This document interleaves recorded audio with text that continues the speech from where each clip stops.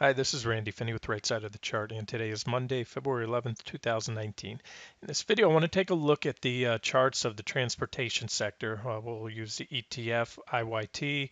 It's the most popularly traded transportation sector ETF. And then I want to run through the components. There's not a lot. I'm looking at a watch list. It's about, let's say, 20, no more than 20 or so.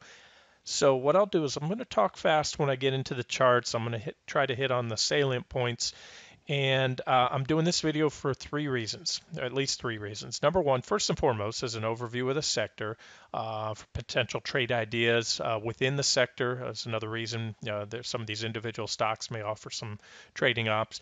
And then more importantly, or as important, it really ties into my outlook on the broad market, and I want to impress what I believe to be a very important point is to not ever lose sight of the longer term charts. It's easy to get caught up in the short term charts. And what I'm referring to, what I'm going to do on this in this video, and we'll start out quick with the short term stuff here. IYT, I want to do an update on crude oil because that affects the transportation sector. And then I'll roll into the daily charts, cover those, and then the weekly charts. Now, what prompted this video is I was reading a what seemed like a pump piece in the Wall Street Journal today. It came out pumping the market and transportations. I will say this: the journal is much more agnostic on the market than, say, some of your big media TV channels that you can think of. They don't tend to cheer the market up or down. I think they do a pretty good job reporting the facts. But the article nonetheless was bullish on the markets, bullish on the transportation sector, cited a lot of how strong the transportation stocks have been. Talked about Dow theory. If you're not familiar with that, do a quick Google search. And just real quick, my thoughts on the transportation sector, at least this bounce. And they talked about the vigor of this bounce right here. And I responded to somebody in the trading room that asked about the strength and made a comment about the strength in the transportation stocks. And my response is, the harder they fall, the sharper they snap back. The transportation stocks, as I stated in there, from the highs back in September of last year, they dropped about 26%. And more so, they had a plunge of about 22% in a matter of just 14 trading sessions leading up to the lows. And that's typically what happens when things get way out of whack. The pendulum swings way too far to one side, it's going to swing back a lot farther to the other side. If you recall, after the lows were in, I did, I believe I focused on just did sector analysis and put out official trade ideas on my two favorite sectors. The timber and lumber stocks, that was cut wood, the ETF, and I did a thorough video of all the components. And as you probably know, that's vastly outperformed what the stock market has done, and that's part of what their article today talked about, how the transpos have outperformed the Dow, and really not by a large amount. And you can see that cut and wood, these timber stocks exploded off the lows and have vastly outperformed the broad markets, as did the other sector I was really, focusing on and harping on as having the most potential. The regional bank stocks up about 26% off the lows, and that compares to on the S&P 500 a move of only 17%. So again, the point I'm trying to impress there is the harder they fall, the sharper they snap back. Now, as impressive as those rallies seem, and this is something else I mentioned, okay, take a look at this chart of KRE. Look at the 200-day, which has acted as good support and usually does. It's a key moving average on a lot of sectors and the broad markets. It would continue back here. It's just cut off with this charting program. We haven't even come up to the 200 yet. So as big as this rally is, remember, this is a sector still solidly entrenched. It was just in a worse bear market, and you're going to have a higher snapback rally. And the same thing with the transportations. In fact, IYT just today, as you can see here, let me turn that up a little bit for you. It just, for the first time since the lows, kissed the 200-day. So IYT, although in percentage terms is outperforming the market, it is actually underperforming as far as recovering, getting back to where it was from the highs as far as retracements, everything else can go. You can see the broad market, everything else already hit their 200 recently and overshot it a little on momentum fueled overshoots. So that's what I wanted to point out. As impressive as this rally seems in the transportation stocks, I wouldn't take too much of it. In other words, I'm dismissing that and some things like breadth indicators and all that recently. And now why? Why am I dismissing some of those? let's not say completely dismissing, but I'm not putting a very heavy weighting in it. And I'll tell you why. Um, the other day, somebody in the trading room posted a video to a CNBC interview, and it had Katie Stockton. I've seen her come on for years. She does a pretty good job. And in that, she was stating that some of their short-term or intermediate-term indicators recently flipped to bullish. So she was from based on that, her expectations we will not revisit the lows in the market, and I'm referring to the December lows that will come in and make a lower low at some point and then continue on higher. And she stated clearly that those intermediate term trend indicators and sell signal or buy signals that she had were okay or moderate, not great, not solid. But then she said they had major long-term sell signals trigger back here, actually before the highs. Okay, so from her mindset, or at least her analysis is somewhat like mine. I also had some very long-term trend indicators, my longest-term trend indicators trigger back on them before or around or after that low back there, or the highs, I'm sorry, before the big correction. And of course, some short-term trend indicators and things have flipped to bullish here. You're going to see that in that kind of rally. But the point is this, the longer term trend indicators to me override or take precedent over shorter term trend indicators. So when you have long-term sell signals that we haven't had in years, if not a decade or more, flipping to bearish on the long-term charts, then you have to be skeptical or keep a higher weighting on those long-term sell signals, many of which are still on sell signals, um, than the shorter term sell signals. So that's sort of my mindset, and that's what's helping formulate my bias. And yes, it's still, a bearish bias that I think we'll see new lows. And every bear market rally, if that's what this is, doesn't end, especially the initial kickback rally, like think back early 2008, it doesn't end until the masses, the vast majority of market participants are convinced that the market will continue to new highs, that was just a correction with new highs to come. That's at that point. They call that the return to normal on the chart I've shared, cycles or the phases of a bear market. All right, so let's dig into the charts.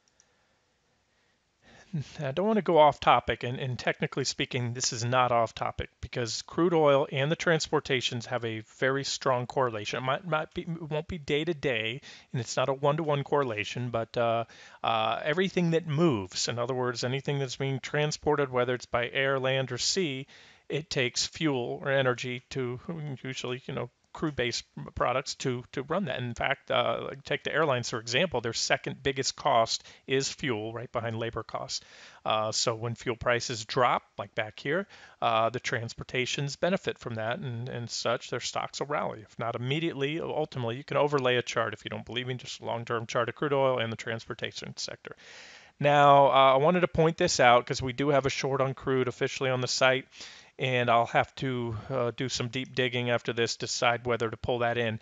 If you recall, I had this target here for weeks now in the trading room on crude oil, this target zone around here, which has now been hit today.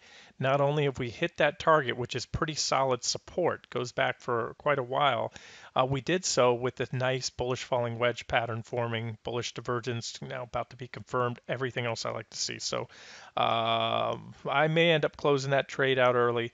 Now, this has been a boon to transportation stocks right here, IYT, this drop right here in crude recently. So that's given an extra thrust. They've somewhat ignored this move off the bottom because a lot of just about everything rallied together off the lows in December. But I wanted to say that near term, if this were to break out, that should put pressure on the transportation stocks. But again, it's not always a direct correlation. Sometimes there's a lag time between there. And transpos can ignore minor trends. It's these bigger trends that will certainly impact the transportation stocks. Okay, since I have a lot to cover, again, I'll talk fast. I really would like to get through these charts on both time frames because they do tell a different story, and that's what the point of this video I'm trying to impress is short term versus long term. And also, as I get into the longer term charts, even the shorter term charts, it makes a big difference if we are in the early stages of a bear market because, as such, Bullish chart patterns will tend to have a lower success rate of playing out, or they may not go to their measured target during a bear market. Oversold readings, which are usually just solid buy signals, and I'll get to that in a second here as well, during a bull market, tend to become more oversold and stay oversold for a period of time. Just like in a bull market, overbought like this, down here for example, overbought tends to become more overbought and stay overbought for an extended period of time. But in a bull market, oversold, you rarely see it stay oversold for very long. And those are usually strong buy signals. So we'll get to that in a second. So let's roll into the charts here. We're going to start out on a daily time frame. A couple things to note. This is IYT. It's a big old, look like a big old head and shoulders topping pattern that happened earlier in the year. There's your head and shoulders neckline. There was a breakdown. And again, just that sharp meltdown I talked about. Like I said, coming up to the 200-day right here, it's acted as resistance all along these points, support here, support, support, support, and it continues on. So we have a, what did I say, 20-something% rally, strong rally. Right into resistance. PPO seems to be rolling over. And let me show you one other chart. This is my other daily chart. A lot of lines here on this chart. It's kind of busy, but here we need to go right here. Go back to that 2-day. Let's see where I had that. There it is. All right, what stands out to me on this when we come back here to early 2016, like so many sectors and the market, we have a trend line off the early 2016 lows, and that was broken. And so if you just follow these blue lines that I'm drawing, forget about everything else, you can see big divergent high. Now the million-dollar question is it over? To me, this looks like, and I'm not an Elliott waiver, I have to say that. I'll defer to the expertise of those that incorporate Elliott wave or really focus on it in their trading. But it looks like a primary wave 1 down, wave 2 kickback rally, wave 3, which is usually the most powerful, although yeah, maybe not, because this wave 4 I don't think can exceed that. So let's just forget about that. So let's just keep it more simple and leave out the Elliott wave. Sorry to confuse you there. The big question is, again, is this over? Was that the end of the correction that was priced in from the clear divergences, the trend line break, and everything else, or will we get another thrust down? Okay, I'm again, look at sometimes some wave counts, but Elliott wave, in my opinion, is just way too subjective to after the fact hindsight revisions to find it useful in my trading. I don't find anything useful that, sometimes I'll miss something and I'll cover that for you guys in the charts or I'll point it out. But after the fact stuff really isn't, that doesn't work for me. And here's another thing too, sometimes you overshoot. I mentioned we had a lot of bullish divergences. I left these lines here. Potential divergences. I said they were never confirmed heading down as we started to melt down, and we overshot it because, again, this was a panic type meltdown, a selling climax, and it burned through a lot of technicals, but there were a lot of individual stocks and or sectors that had divergence at that low. All right, so there's a pretty thorough coverage of the daily charts. Again, the trading, the price history, for the past few months or year or so has been very choppy and erratic. In IYT side, don't really have a very solid, support level, resistance levels to focus on. So I'm looking at the EMA there, but I will say this: you have a confluence of resistance or supply. There's a big choppy, what appears to me a topping pattern, big choppy trading range. It was about a year long, for all of 2018. And that is resistance. That's a lot of overhead supply, and we're just now coming up to the bottom of that level as well, back testing it from below. So food for thought, and I think at the very least, the easy money, like I've said on the market, has been made, and any upside gains from this point will be very difficult. So I see a choppy, sideways, grinding market. If this market is going to new highs, I don't see this continuing at the rate it is now. So I'm comfortable with a lot of long, swing short positions that can give some room to, because again, I see some very little chance of a melt up type thing. There's just too much supply. This was just backfilling a thin zone coming in back test the level. pardon all those arrows. So, and this is certainly a possibility at this point, cannot be ruled out, and still the preferred scenario that I'm leaning towards. Okay, and now we will run through the components because I always say this: the any sector or index is simply a sum of its parts, and these are the parts right here. There's not a lot, and that's why I can go through every component of IYT. These are the components, and I like to sort them by market cap. So keep that in mind as I'm going through these, that I'm starting with the highest market cap. UNP is a $120 billion company. So whatever it does, or whatever MAXT does, will not even really matter to the index. So if I run short on time, I don't even have to really get to these down here because they can go to zero and not have a huge impact on the index. Whereas this guy moves, it's going to have a bigger impact on the or the sector, that is. All right, so we'll go through those and let's start here. Again, daily charts, and then we'll get to the weekly chart. So a daily chart, I think this is self-explanatory. Here's a nice, pretty clean up trend line right there. Breakdown, back test, correction, another back test, and we're at resistance. So we're back testing a trend line from below. So we're still in that aspect on a sell signal. There's I didn't do that perfectly, but there you have some reactions right here. In fact, this was looks like an island cluster top. We didn't have much of a almost a gap. There was a big meltdown candle. So I talk about island cluster tops as one of my favorite reversal patterns, and that's pretty much what this was. So now we're coming up to the bottom of that island pattern right now. So again, we'll get to the monthly charts in a second. UPS, big name in the sector. This trend line's iffy because we only have 1-2 reactions. I like to see 3 reactions to validate it. I know some of these charts I haven't really cleaned up. I have a lot of levels on those trend lines, but I do see quite a bit of resistance here. I'm marking some, well, there are no reactions there. Gap right there, some levels. So I see a little more upside potential here if we want to come in and hit this potential trend line and then reverse to about 111 on UPS, although it is coming up to the 200-day. So to try to quantify it there, I'd give it about 3% upside before a significant pullback in UPS would be my guess. It's just too extended, too overbought to have the energy to come up here and go right on through that trend line like it wasn't there. Anything is possible, and if it does, you can see my next resistance line, but I favor a reversal at or before that trend line.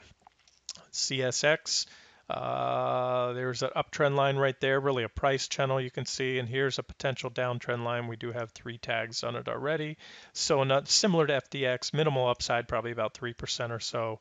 And then what you'd want to do on this one is watch, also draw a trend line. You have a nice trend line forming here, so that's it. It's same story as the upside is pretty minimal, I think, before a decent pullback.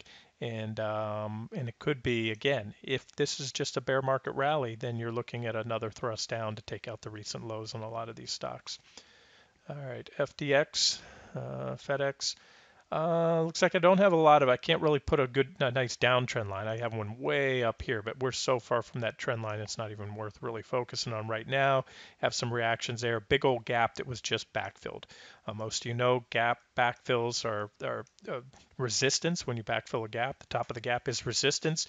And we, like everything else, this is what this market does. Of course, it went a little bit above the gap. For anybody that tried to short the gap, it just has to. It seems like this market just has to blow right a little bit past objective stop points to run all the stops. So that's why you don't place a stop right exactly, real tight above resistance if you were to short it. So if you did give it a little room, it popped 2 days of stop clearing and then took out the 50 and then reversed. Pretty sharp reversal. It would have been a trade if you waited for the stop pop of about 5.5% so far. And again, there's an uptrend line off the lows that's now been broken. And FedEx just isn't looking so hot, obviously, from this daily time frame. PPO is in bearish territory and starting to roll over. It's below that. The PPO is below the zero line, or at least this is what I focus, that 9 EMA, telling us the trend has been bearish since this point. All right, next up, NSC, Norfolk Southern.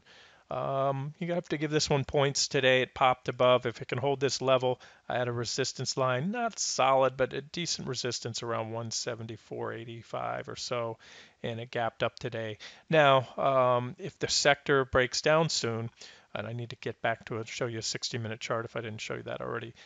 Watch for potential island reversal top or an island cluster top with a gap down below today's candle, or if you get a series of candles, then a gap down, that's an island cluster top. So there's a potential for reversal there. I'm just going to jump back real quick. If I didn't show you this already on the 60-minute chart, I posted it in the trading room.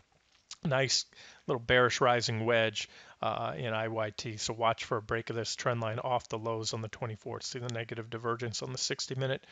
So that would be your sell signal to come on a break below this uptrend line, again off the lows on the 24th. All right, back to the list. I think I just covered NSC. Yes, I did. DAL, Delta. No, what stands out, we had a big, beautiful divergent high right here. Negative divergence, you can see it down there, just like we had a divergent high right here. It's just simple wash, rinse, repeat stuff. We even had a divergent high that I didn't mark right here. There's your negative divergence. And again, it's just wash, rinse, repeat. Swing trade these divergent highs and lows. We had a small divergent high that right here at this point, big correction, bigger divergent high, bigger correction. And now a kickback to potential, it's not the best defined resistance level. For the most part, a lot of these airline stocks have been in big multi-year sideways trading ranges, so I don't have, strong opinion. I think there's better fish to fry, in my opinion, than Delta. LUV coming up to resistance. This is a messy chart. I have not updated this, but I'll do it right now for you. There it is, divergent low, again, wash, rinse, repeat stuff. Look for these divergent highs and lows, and then position long for the swing trades. There was your last divergent low right there. You can see the positive divergence right there at the lows, just like we had bullish divergence back here, just like we had negative divergence here for that correction. So these stocks are very tradable. They move big. You have to use wide stops or just nail the timing. It's easier to use wide stops and be precise on your timing or scale and scale out. But that's what that one looks like. And where's it going from here? I don't know, just back to the middle or upper end of its multi-year trading pattern. You can see that better when I get to the weekly chart if I have enough time. Uptrend line off the lows on UAL right here to watch. This one's still above trend. And as you can see, my little question marks here. Here we go. And I think I did. Posted this in the trading room today. One to watch. It is a potential, not a confirm, but a potential. Beautiful head and shoulders right now. So far, the symmetry is beautiful if we can turn down here. So you want to see turn down. You want to see increased volume on the formation of a right shoulder. That's a criteria that most traders overlook on a head and shoulders pattern. You want to see increased volume on the move down off the head and on the move down off the right shoulder. And then your sell signal comes, or short signal, on the break of a neckline. And there's also, as a chart I posted in the trading room shows, there's a trend line off the lows there. So I laid out a scenario, come down, break, maybe back test that trend line, and then move down. So there's one to watch as a trading up. Next up, AAL. Looks better than most right now. I'll give it that, at least on this daily time frame. There's a nice downtrend line. 1, 2, 3, 4 reactions to help validate that trend line. Positive divergence at the lows, but it's got a little stretch to get up there. So best case scenario, I think this one may need to work its way back down in here. Maybe extend these divergences like that and go on. Although keep in mind, birds of a feather flock together. So if we have a big move down in the transportations in the stocks in the next, let's say, coming months, then this one probably won't play out. And again, that goes into what I said at the beginning of the video, which I'm going to get to in a second. Some of these short-term charts, these daily charts, look pretty good. You're seeing some levels get taken out, resistance levels broken, these bullish divergences. But when I get to the weekly charts, I'm going to paint a different picture, a picture that needs to be factored in into your analysis on these. CHRW, CH Robinson Worldwide. I could probably give you a downtrend line off the highs there, something like this to watch. We're at the downtrend now. We had divergence there at the lows, or almost divergence on the RSI, PPO divergence, and we're at resistance. Same story again on a lot of transportation stocks, not just the airlines. It's just multi-year trading range that you have. And again, it's tough. The best way to find if you find a trading range, sometimes you have a midpoint to trade off of.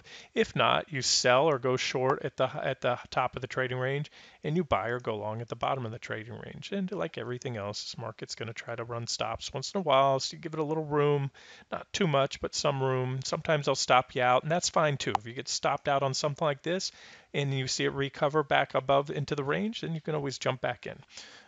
You guys know me. I'll stay on a trade, and they can stop me out 2, 3 times in a row, 4 times in a row. If the charts still look good, I'll go into it. Not out of stubbornness, only if the charts still tell me that the move I was expecting is still most likely going to play out. So EXPD, Expeditors International Washington. We had, you can see divergent high. We had another really pretty much looks like a triple top right here with divergence, the indicator moving down, the indicators, I should say plural. But again, it's not a cross current, a lot of technical cross currents, and again, this is what a swing trader does. You look for these moves on the daily chart, divergent high, you got a sell signal that went that far, actually from that point down to there, pushed back up, made an even larger divergent high, which gave you an even larger correction. Then you set up right here at the lows in December, like a lot of sectors and stocks, a divergent low, which has now come back. So that divergent low played out for a rally as the charts indicated that it would. However, look where we've come to. You have a nice trend line here. This is a multi-year trend line. We are back testing this trend line for the first time. We had one little whipsaw signal, but other than that, I have a lot of reactions that validate this trend line, a lot of reactions. So I think it's still valid. In fact, we can look back here. That trend line goes back, there it is, at early 2016 lows. These are major trend lines. I'm seeing these in the broad markets and a lot of sectors and stocks. And so that's what I'm looking at there. So a back test, and that's resistance until and unless taken out. Now, I'm going to play devil's advocate here. Uh, what would be bullish for this stock? Well, certainly to break, solidly, not just briefly. Sometimes you get whipsaw signals. A solid, move back above here, at least a few days, well above there, and it's also above that 71.30 resistance level. And then after that, there's really nothing standing between the stock and a run at the highs. This could be the catalyst for it, that divergent low. JBHT, JB Hunt. It's rallied back to a resistance zone. These are all reactions I'm highlighting here. Reactions in this zone right here, 109 to 112. So certainly it looks, V bottom like everything else so far, but you only go up so much so fast before you have at least a consolidation, if not a more significant pullback. So that's JB Hunt. KSU, I don't have a whole lot on this one. Let's just move forward. ALK, like I said, so many airline stocks. This one looks a little different. Most of those were topping type patterns. This one's a bottoming, a basing pattern with divergences building, as it goes here. So it's one to watch longer term. Again, if we happen to be in some super bull market and if this bull market continues much longer, it will be the longest bull market and the longest economic expansion in history ever. And that takes, the longest before that was the 90s. So there's potential powerful basing pattern if we've got a few more years or at least another year or so in this bull market. And if not, we'll get to the weekly chart in a second and see what the longer term outlook on that one is. JBLU, downtrend line, divergent low, everything you like to see to go long here. The $1 million question is how much more is left? It's rallied now quite a bit, had a big rally right up to trendline resistance. Resistance is resistance until and unless taken out. That 200-day has capped a lot of advances, a couple whipsaws and shoots through it. We're at that as well. So here's one at resistance, but from the daily chart, looking not bad, especially if it pulled back in, worked off the overbought conditions, maybe put in an inverse head and shoulders pattern, and then goes on to break out when the RSI is down here at lower levels. But again, we'll get to the weekly charts in a minute if we have time. KEX, there's a downtrend line, divergent low rally right up to the 200-day. Not a strong opinion on that one. LSTR, Landstar, downtrend line, not a lot of reactions, but enough to look at it. although this breakout has been not very impulsive, not what you want to see. And the reason is it took out the downtrend line, but you have a more significant, in my opinion, much more significant, a lot more reactions on this 106-ish level. So it needs to take that out. Otherwise, this is just a kickback rally, and the divergences that may be all that they need to have to play out to satisfy those divergences before this one comes on to go on down here and continue on down to about that $80 level. R rider, big, powerful. That's a beautiful divergent low on that one. And again, you can see my notes here: wash, rinse, repeat. Some stocks are better than others at behaving, if you will, if that's for lack of a better word, behaving to the to the technicals. This one, it just jumps out at me when I look at this chart. I see the divergent high, a nice swing short. And we're talking, by the way, guys, and I don't know if I use log scaling. These are big moves. That's a roughly 30% downtrend after that divergent high right there.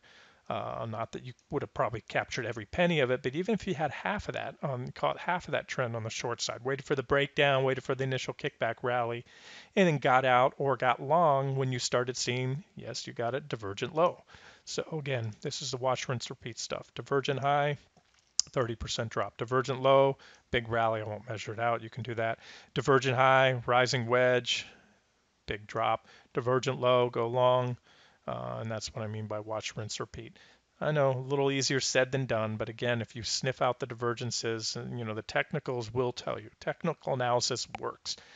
Not 100% of the time, and the times it fails, it's usually my fault or somebody else's fault, whoever's using it, just not reading it correctly. But these are what you look for the big moves and capturing trends in stocks and the market and everything else. CAR, this is Avis. Transportation sector has car rental companies, the shipping companies like FedEx, UPS. They have airlines, railroads, everything else. There it is, the beautiful. This one behaves well to the technicals as well. Nice. Look how clean and simple that rising wedge is. Break down there, and then boom, big move down. And from there, we pushed up again, made another divergent high, and those divergences played out for a much larger drop. And now we've come full circle with a divergent low. This one, I'm not crazy about this downtrend line. In fact, we can probably, to be safe and give it the benefit of the doubt, let's come in, capture that reaction high. And if we reverse here off this one, we'll have a third reaction to help validate it. So there's the trend line to watch on CAR. And the divergence wasn't great, but it was pretty good. You had a slightly lower low on the PPO there, but you had a higher low on the RSI. So good enough, but again, not my favorite chart. But more bullish looking, certainly from this time frame, than bearish. MATX, there's a trend line to watch, uptrend line, which is support, and here's a downtrend line which could trigger a buy signal. What I've noted here with that arrow, you can see the PPO, which again I use as a trend indicator, that signal line, the white line, when it crosses below, the trend is bearish, and then once you're below the zero line, it often acts as support, and you can see the PPO rolling over under the zero line, and here was a bearish trend. Here was a bearish trend coming in, and you can see it's done a good job. Be long, and be short when that PPO signal line is below zero. Again, taken in with everything else. Right now, this one's coming up to support. You don't want to short it here. You want to, it's just a little bit above support. Wait for it to break support would be your more objective entry, and also wait for confirmation that that's rolled over. All right. All right, guys. Yeah, I suspected I might not be able to get through all the charts on both time frames. So what I'll do is stop it here. It's 33 minutes. I just can't go over half an hour on these videos. It's just too long. So I'll wrap this one up and do a follow-up video if you want to see the long-term views on the long-term charts. But like I said, I have already sort of laid the groundwork for that. But there are some, there's a couple that have mixed signals, but overall, I'm seeing some pretty bearish developments on those longer term charts that again may override some of these short term technicals. Now the short term technicals have played out for a bounce, but the $1 million question is, are these, is there still a lot more upside? Are these stocks going to new highs or back up to their highs, or is there a lot more left, or were these simply bear market rallies? All right, so I will follow up in a separate video on the weekly charts, and that one should go a lot quicker since I've already laid a lot of the groundwork in this one.